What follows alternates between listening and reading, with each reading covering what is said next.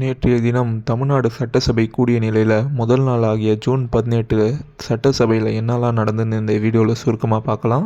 சட்டசபை எதிர்க்கட்சித் தலைவர் திரு உதயநிதி ஸ்டாலின் மற்றும் திமுகவினர் பார்த்தீங்கன்னா வாயத்தரங்க சிஎம்ன்ற ஒரு பேட்சை அவங்களோட சட்டையில் போட்டிருந்தாங்க. அது மட்டும் இல்லாமல் தாவேகா அரசுக்கு எதிராக பல்வேறு பலகைகளை ஏந்தி தங்களுடைய கண்டனத்தை தெரிவித்தாங்க. அதுக்கப்புறம் ரெண்டாவதாக பார்த்தீங்கன்னா தமிழ்நாட்டில் தாவேகா அரசு பொறுப்பேற்றிலேருந்தே பெரிய சர்ச்சைக்குள்ளாகிய தமிழ் தாய் வாழ்த்து பார்த்தீங்கன்னா நேற்று ஃபஸ்ட் டைமாக தமிழ்நாடு தாய் வாழ்த்து போடப்பட்டது. அதுக்கப்புறம் பார்த்தீங்கன்னா கடைசியாக தான் தேசிய கீதம் பாடப்பெற்றது. அது மட்டும் இல்லாமல் தமிழ்நாடு ஆளுநர் கிட்டத்தட்ட கடந்த 15 வருஷம் கழித்து தன்னுடைய உரையை முதல் தரியாக முழுசாக முடிச்சிருக்காரு.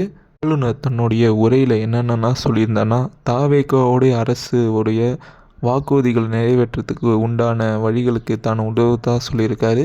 அது மட்டும் இல்லாமல் தமிழ்நாடோடைய கனிம வளத்துறை மூலமாக வர வருமானத்தை இரட்டிப்பாக்க நடவடிக்கை எடுக்கப்படும் சொல்லியிருக்காரு. மேலும் தமிழ்நாட்டில் பார்த்தீங்கன்னா கஞ்சா புழக்கம் கடந்த திமுக ஆட்சியால் நிறைய புழக்கி இருக்குதா சொல்லியிருக்காரு. அது மட்டும் இல்லாமல் இதுக்கு முன்னாடி மதுபானம் மூலமாக தனிநபருக்கு போயிருந்த வருமானம் இப்போ அரசாங்க கஜானாவுக்கு வந்து கொண்டு இருக்கதாகவும் சொல்லியிருந்தார்.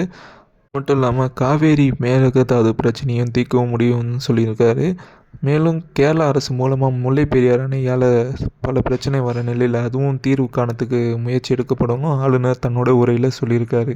அதுக்கப்புறம் பார்த்திங்கன்னா சபாநாயகர் என்ன சொல்லியிருக்காருன்னா தாவேகா அரசு பார்த்திங்கன்னா இருமொழி கொள்கையில் உறுதியாக இருக்கத்தாவும் மேகதாது அணை கட்டாமல் இருக்கிற நிலைப்பாட்டில் உறுதியாக இருக்கத்தாவும் சொல்லியிருக்காரு.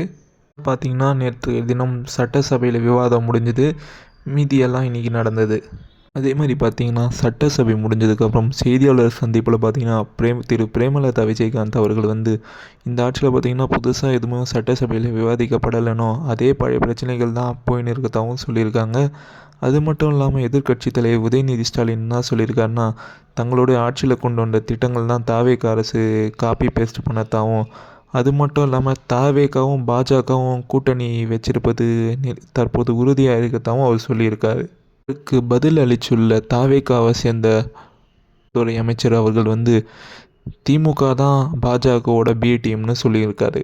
அதே மாதிரி பார்த்தீங்கன்னா எடப்பாடி பழனிசாமி அவர்கள் செய்தியாளர் சந்திப்பில் தன்னுடைய மகன் மிதுன் அவர்கள் அரசியலுக்கு வரமாட்டார்னோ அவர் மேலே பார்த்தீங்கன்னா சில பேர் திட்டமிட்டு பொய் தகவல்களை பரப்பத்தாகவும் அவதூறு பரப்பத்தாகவும் சொல்லியிருக்காரு. அது மட்டும் இல்லாமல் தாவேகா அரசு பார்த்திங்கன்னா தங்களுடைய ஆட்சியில் கொண்டு வந்த அதே திட்டங்களை தான் செயல்படுத்துறதாகவும் எடப்பாடி பழனிசாமி அவர்கள் தெரிவிச்சிருந்தார்.